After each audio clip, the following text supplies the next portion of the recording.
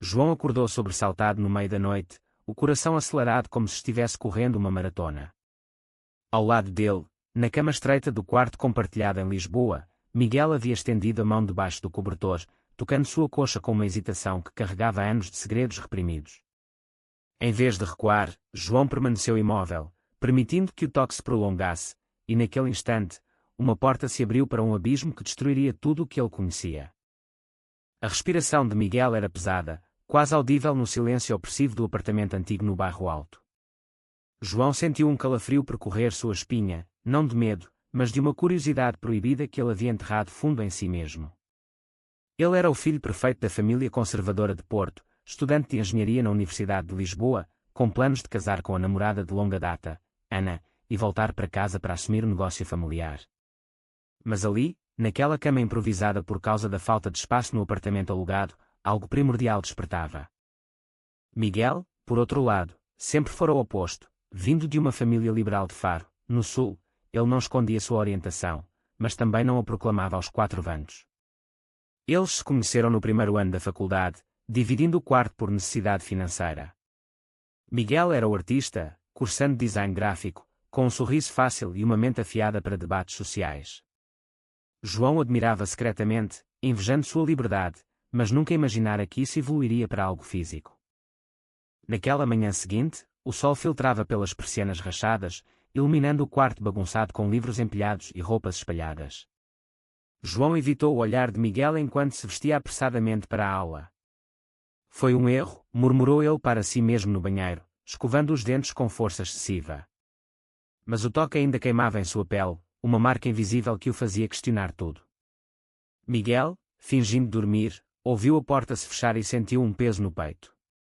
Ele sabia que havia cruzado uma linha, mas o desejo acumulado por meses de convivência o impulsionara.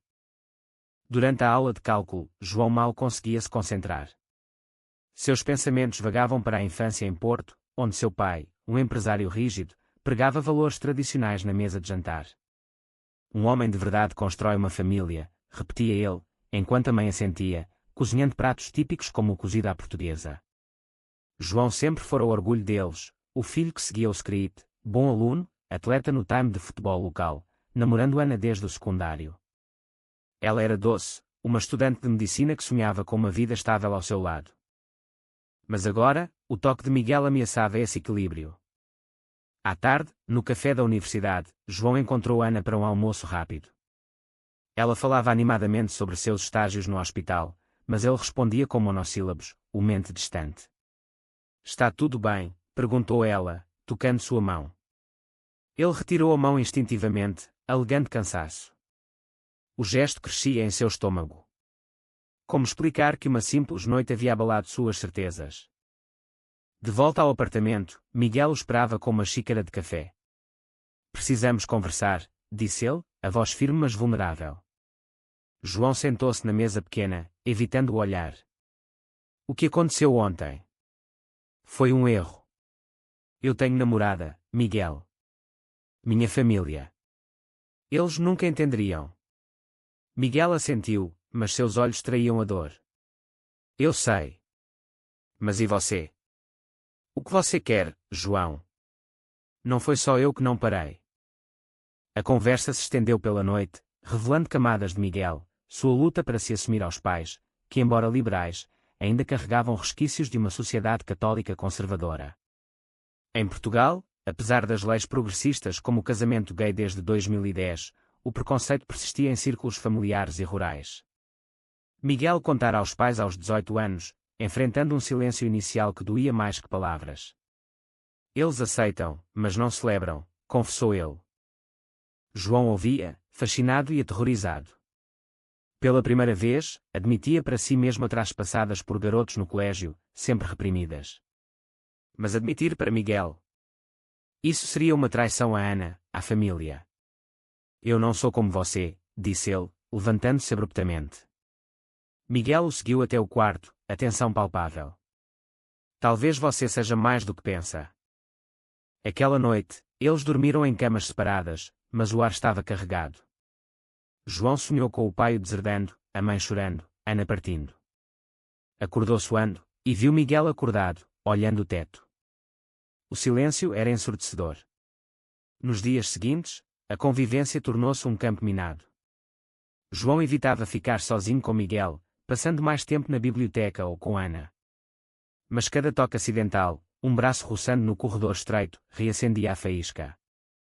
Uma semana depois, durante uma festa de aniversário de um amigo em comum, o álcool soltou as amarras. João, bebendo mais do que o habitual, encontrou-se sozinho com Miguel no terraço. "Por que você fez aquilo?" perguntou ele, a voz embargada. Miguel se aproximou. "Porque eu te amo, João." Há meses. As palavras pairaram no ar úmido de Lisboa.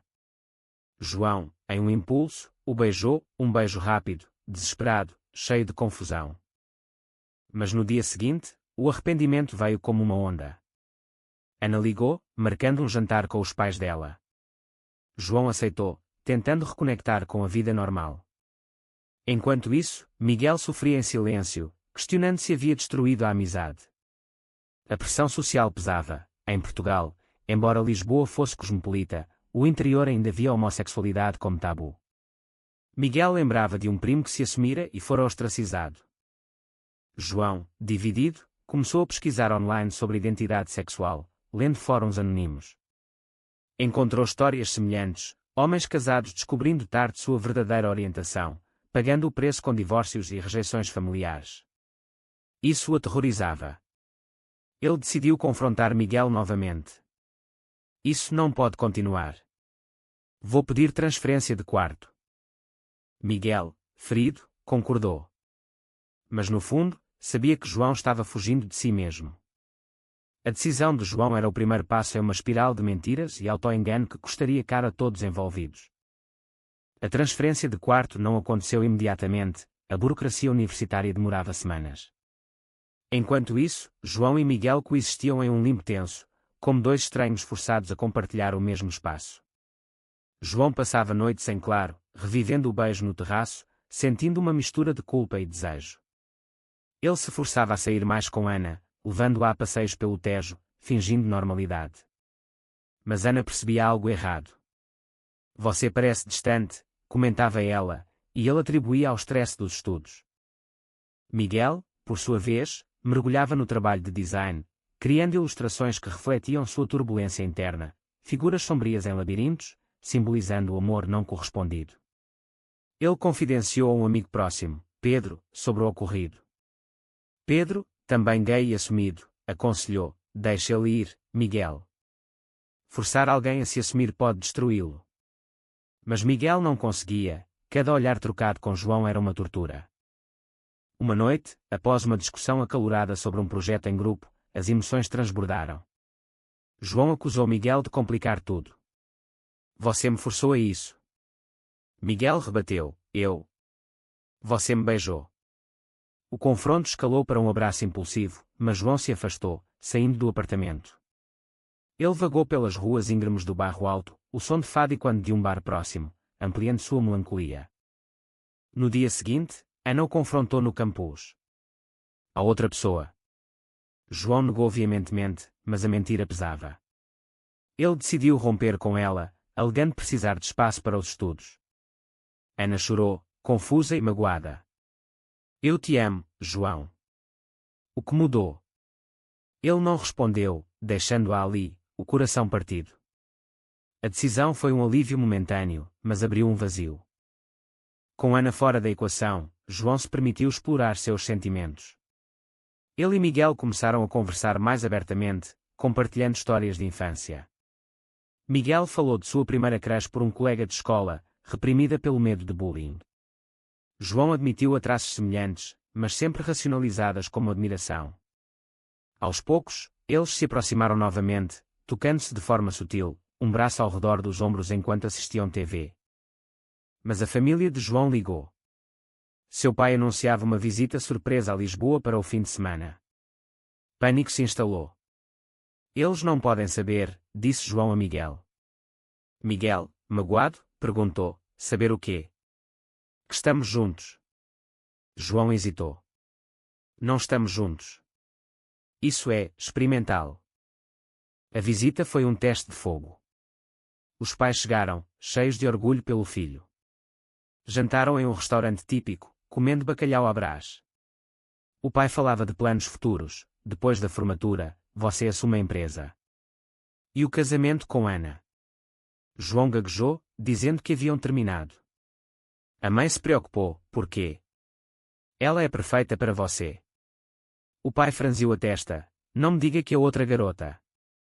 Miguel, convidado por educação, observava em silêncio, sentindo-se um intruso. Naquela noite, no apartamento, os pais dormiram no sofá, forçando João e Miguel a compartilhar a cama novamente. A tensão era palpável. No escuro, Miguel sussurrou: "Isso é insustentável." João, sussurrando de volta: "Eu sei. Mas eu te quero." A partida dos pais trouxe alívio, mas também questionamentos. O pai deixou um recado: "Encontra alguém logo, filho. A família precisa de continuidade." João sentiu o peso da expectativa geracional. Ele decidiu se abrir com Miguel completamente, admitindo seu amor.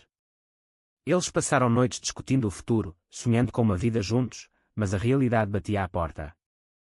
Miguel propôs contar aos pais dele primeiro, como teste. Em uma viagem a Faro, Miguel apresentou João como namorado. Os pais, surpresos, reagiram com aceitação cautelosa. "Se te faz feliz, filho", disse a mãe, abraçando-os. Mas o pai acrescentou: "O mundo lá fora não é tão compreensivo." João sentiu inveja dessa aceitação, contrastando com sua própria família. De volta a Lisboa, João lutava com a ideia de se assumir. Ele pesquisou mais, lendo sobre o orgulho gay em Lisboa, as marchas anuais que celebravam a diversidade. Mas o medo de rejeição familiar o paralisava. Uma briga com Miguel surgiu quando este insistiu: "Você não pode viver uma mentira para sempre." João rebateu: "E se eu perder tudo?" A crise culminou quando Ana, ainda amiga, descobriu sobre eles por acidente, vendo-os de mãos dadas em um café. Ferida, ela confrontou João: "Era por isso. Você me usou como disfarce." João pediu perdão, mas o dano estava feito. Ana, em um ato de raiva, contou uma amiga em comum de Porto, e o boato começou a se espalhar. João recebeu uma ligação da mãe: "O que estou ouvindo sobre você e um rapaz?" O pânico o consumiu. Ele negou, mas a semente da dúvida estava plantada. Miguel, apoiando, disse: "É hora de enfrentar." Mas João, em pânico, sugeriu terminarem temporariamente. Miguel, traído, saiu furioso. Sozinho, João refletiu sobre suas escolhas. O preço da honestidade parecia alto demais. Mas a solidão era pior. Os dias após a briga com Miguel foram um inferno para João. Ele se isolou no apartamento, ignorando chamadas da família e amigos. O boato sobre sua orientação se espalhava como fogo em palha seca, alcançando Porto. Seu pai ligou, a voz trovejante: "Venha para casa agora. Precisamos conversar." João, tremendo, pegou o trem para o norte, deixando uma mensagem para Miguel: "Desculpe. Preciso resolver isso sozinho." Em Porto, a casa familiar parecia menor, sufocante. Os pais o esperavam na sala, com expressões graves. A mãe chorava baixinho.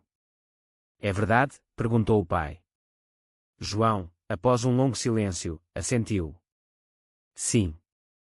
Eu amo Miguel." As palavras saíram como um alívio, mas o impacto foi devastador. O pai se levantou, vermelho de raiva: "Você não é meu filho. Isso é uma fase, uma loucura de Lisboa." A mãe interveio: "Por favor, acalme-se. Ele é nosso menino." A discussão durou horas, misturando argumentos religiosos, a influência católica profunda na família, com preocupações sociais. O que os vizinhos dirão? E o negócio? Ninguém vai confiar em um assim. João defendeu-se, falando de amor genuíno, citando leis portuguesas que protegem direitos LGBT. Mas o pai rebateu: "Leis não mudam corações. Você nos envergonha." Ferido, João voltou a Lisboa no dia seguinte, sem resolução. Miguel o esperava, preocupado. Como foi? João contou tudo, chorando nos braços dele. Miguel o consolou: "Dê tempo a eles. O amor vence." Mas João duvidava.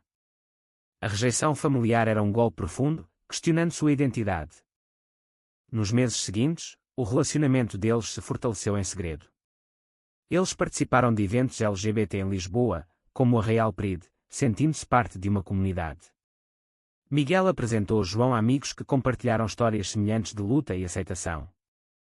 Isso ajudou João a se aceitar mais, mas o conflito interno persistia. Ana, entretanto, lutava com sua própria dor. Ela procurou terapia, processando a traição. Eventualmente, contatou João para uma conversa civilizada. Eu entendo agora. Mas você deveria ter sido honesto. João pediu perdão novamente, e eles partiram como amigos distantes. Mas o dano à reputação de João em círculos sociais era irreversível. Alguns amigos se afastaram, murmurando sobre mudanças repentinas. A pressão culminou quando o pai de João cortou o apoio financeiro, forçando-o a trabalhar meio período em um café. Se quer viver assim, sustente-se sozinho, disse ele em uma ligação fria. João aceitou o desafio, mas o stress afetava seus estudos. Miguel o ajudava, dividindo despesas, fortalecendo o laço. Uma reviravolta veio quando a mãe de João ligou secretamente. Eu te amo, filho. Seu pai é teimoso, mas ele virá. Ela enviava dinheiro escondido, um gesto de apoio. Isso deu esperança a João, mas também destacou a divisão familiar. Miguel, sentindo o peso, questionava se valia a pena. Eu não quero te custar sua família. João reafirmava, você é minha família agora. Mas dúvidas pairavam. Em uma noite chuvosa, eles discutiram futuro, casamento, adoção, possibilidades legais em Portugal. Mas João hesitava, temendo mais rejeições. Miguel, paciente, propôs um compromisso, viver juntos abertamente em Lisboa, longe de Porto. Mas o destino interveio. O pai de João sofreu um infarto leve, forçando uma visita ao hospital. Lá, confrontado com a fragilidade da vida, o pai amoleceu. Eu não quero te perder, filho. Não foi aceitação plena, mas um começo. João apresentou Miguel como amigo especial, e o pai, exausto, não contestou. De volta, João e Miguel celebraram o progresso pequeno. Mas desafios persistiam, preconceito no trabalho, olhares julgadores na rua. João se envolveu em ativismo, participando de palestras sobre saúde mental LGBT, canalizando sua dor em ação. Porém, uma traição inesperada veio de Pedro, o amigo de Miguel. Invejoso do relacionamento, Pedro espalhou rumores sobre João ser confuso, causando dúvida em Miguel. Ele ainda gosta de mulheres, questionava Pedro. Miguel defendeu João, mas a semente foi plantada. A confiança abalada levou a uma briga feia. João, furioso, depois de tudo que sacrifiquei. Miguel, eu só quero certeza. Eles se separaram temporariamente, João mudando para um hostel. Sozinho novamente, João refletiu sobre o preço do amor, perda de família, amigos, estabilidade. Mas também ganhos, autenticidade, paixão verdadeira. A separação de João e Miguel durou 2 semanas agonizantes.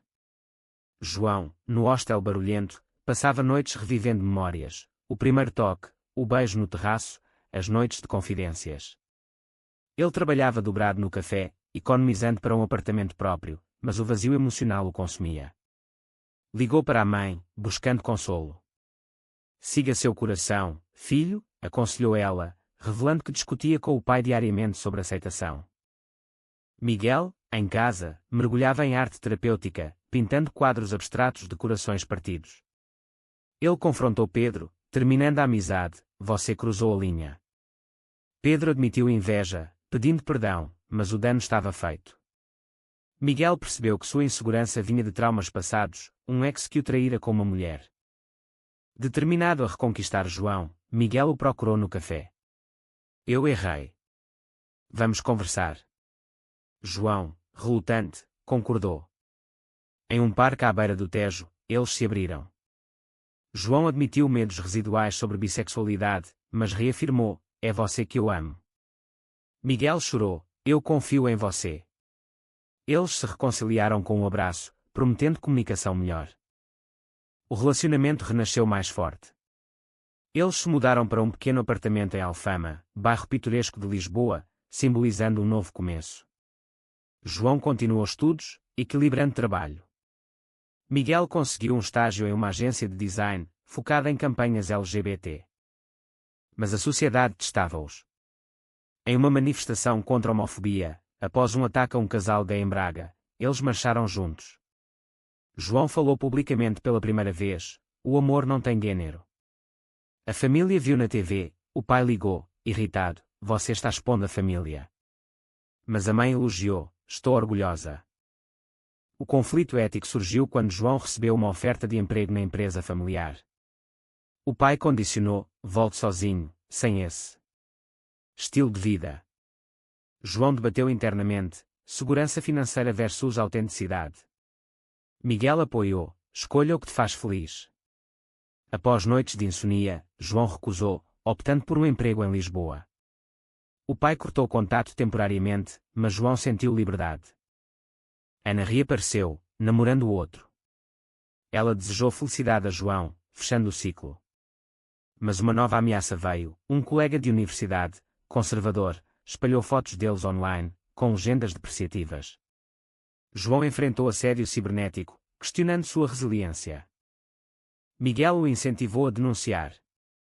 Eles foram à polícia, usando leis antidiscriminação portuguesas. O processo foi estressante, mas fortaleceu-os. João escreveu um artigo para um blog LGBT, compartilhando sua jornada, inspirando outros. Com o tempo, o pai amoleceu novamente. Em uma visita surpresa, encontrou-os no apartamento. Eu não entendo, mas vejo que você está feliz, admitiu ele, estendendo a mão para Miguel. Não foi abraço, mas progresso. A mãe sorria, aliviada. João e Miguel planejaram o futuro, viagem ao Algarve, talvez casamento. Mas realidades sociais persistiam: a adoção era complicada para casais gays, apesar das leis. Eles debateram ética: vale forçar aceitação societal? Uma crise final veio quando Miguel recebeu uma proposta de trabalho em Berlim, mais liberal. Vamos? Perguntou. João hesitou. Deixar Portugal significava abandonar esperanças de reconciliação familiar plena. Mas ficar prendia-os a preconceitos. Após discussões intensas, decidiram ir. Mas no aeroporto, o pai apareceu: não vá. Vamos tentar. Emocionado, João adiou a partida, optando por ficar e lutar. O preço foi alto, Miguel sentiu-se sacrificado. E se não mudar? João prometeu: então iremos juntos. A decisão testou o amor deles. A decisão de ficar em Portugal marcou uma nova fase para João e Miguel.